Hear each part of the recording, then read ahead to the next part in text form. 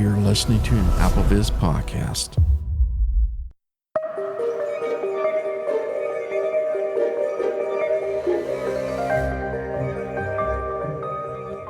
Hello there. In this quick tutorial, I will show you how to format your nice shiny new SSD on a Mac for use with your sample libraries. Because by default, a lot of these SSDs come formatted as exFAT. And exFAT, although very useful for being able to use the disk on Mac and Windows, is absolutely not good for sample playback. For example, pianos like to strum as if they were guitars. They are not. Don't quit your day job, pianos. You're a piano.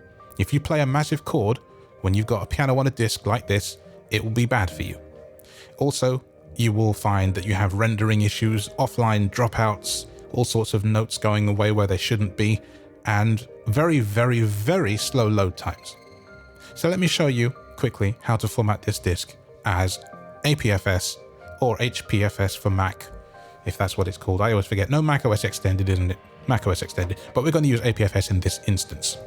You can load disk utility two ways. This is the app we need. You can do it via Spotlight by doing Command Space and typing the word disk and pressing enter, or you can go via utilities.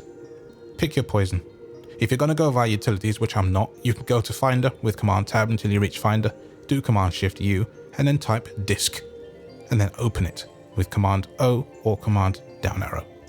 I will use Spotlight. I will do Command Space. Spotlight. I will type disk. Dim disk utility cell to item. And I'll press Completion enter. selected. Find disk utility. And now we wait. It populates my disk table here, AppleOS update. which it's now done. And there are a few items in this list. Let's have a quick look through this list using normal up and down cursors. No voiceover keys needed at this time. Date. Macintosh HD. Okay, that's my main drive. AppleOS update 30. There's an update for some reason. Data. Data. 500 gigabytes. Eject. 500 gigabytes. Eject button. That's the disk we're going to be formatting. And there's nothing else other than this. So you would think that you could just format this disk and turn it into APFS, but you'd be wrong.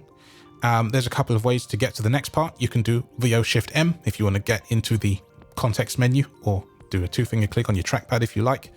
But we're going to tab around to the Erase button, just simple tab key. Eject button. 500 gigabytes. View menu button. First aid. Erase button. Erase. In dialog. 500 gigabytes. Content selected. Edit text. Erase 500 GB. Erasing 500 GB will permanently erase all data stored on it. You can't undo this action. Name. Format. exFAT. Pop-up button. So I've tabbed once, and the button is exFAT, which is what we don't want. So let's hit space on this and see what we see, and also what we don't see. Menu tick. exFAT. Microsoft NTFS. XFS4. XFS2. XFS3. macOS Extended. macOS Extended. Case sensitive. MS-DOS. Tick. exFAT. We don't see APFS in here, and that is because we must change the partition type before we do this. So let's back out of this window and go change the partition type, and this is where it might get a little complicated, but don't worry, you can do it. If you do want to format it as the old school Mac OS Extended, then you can do that too, but I would recommend APFS samples, especially these days. So let's hit escape. exFAT. Pop-up button. Disk selection. And I 500. pressed escape again to go back to the main disk selection table. Now, what you have to do at this point is press Command and 2 if you want to do it via the keyboard shortcut way, which I do. So Command 2 shows us all the data and drives and stuff connected. Right now we're just seeing volumes. Show all devices. Ticked. 500 gigabytes. So now we show all devices, and this is what we need to do. So if we go up to Samsung Portable SSD T5 Media. Eject button. bit more. Data. AppleOS Oh update. no, I was right. Samsung Portable SSD T5 Media. Eject button. This is the actual disk type that it is. This is a Samsung T5 Portable. It's 500 gigabytes. It's not very big by today's standards, but this is what we need to change. So we'll go back into the erase part, and we will see what we can see. Expanded. Eject button. View. First aid. Erase button. I've tabbed around again. I'm going to press space. In dialog. Untitled. Content selected. Edit text. Erase Samsung Portable SSD T5 Media. Erasing. Same again. macOS Extended. Journaled. Pop-up button. So now it shows us macOS Extended journaled instead of exFAT, but we're going to change not this yet. Master boot record. Pop-up button. I tabbed one more time, and we're going to change this from master boot record, this is the partition type, to GPT. Menu So I tick. press space, Apple partition. Good partition map.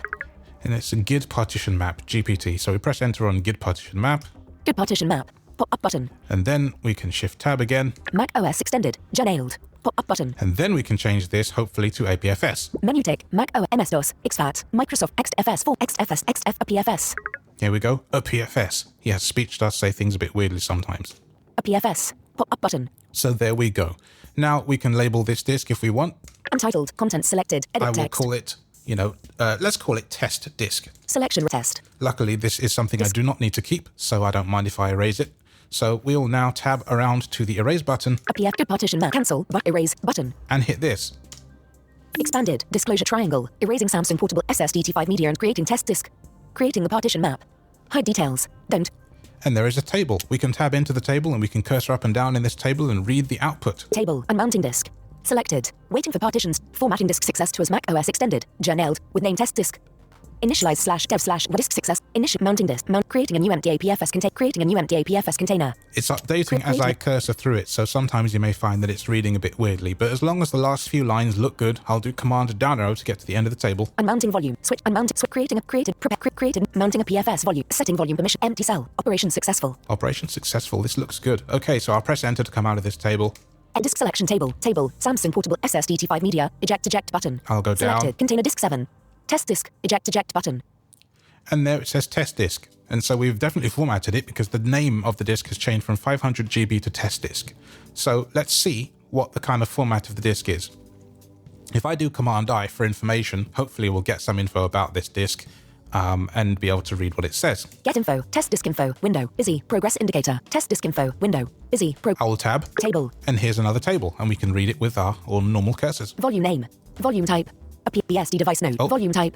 A PFS volume. Yeah, there we go. So it's changed from exFAT to APFS/APFS, and we're all good now. BSD device node. Mount point. /volume/test disk. So it's looking good. If I close disk utility with Command Q, hopefully I can. Finder. Yes. Let's go to computer with Command Shift C, or however you want to do that. Computer. And raise MacBook Pro 2. Window. Let's go down to test disk. Macintosh HD network. Test disk volume. Eject button. And just to double check that it really is working correctly, I will do Command I. Now in computer, and it should also say APFS here. Let's have a look. Get info. Test disk info. Window. Test disk. Image. Today. Tag editor. Add tag. General. Volume. Can't. I'm using voiceover keys, by the way, now. Voiceover right to go down the screen. The 17th of March 2021 at 9:06. Created. The 17th of March 2021 at 9:06. Modified. APFS. Format. APFS. Format. So we've changed our disk from exFAT with master boot record MBR to GID partition type GPT and formatted the disk as APFS. And that is the end of this tutorial. It's as easy as that. I say easy, it's maybe feeling a bit complicated and overwhelming, but you can do it. And I hope this benefits somebody, because if you're installing something like Contact or Complete Instruments or, well, anything that requires samples on a Mac, you definitely do not want to use exFAT. I mean it. Trust me on this. I've done it. I've seen people do it. It is heartache and horrible badness. Please don't do it. Thanks for listening. See you next time. This AppleVis podcast has been brought to you by the community of applevis.com. For the latest in resources and tips and tricks to get you the best experience from your Apple device, visit www.applevis.com.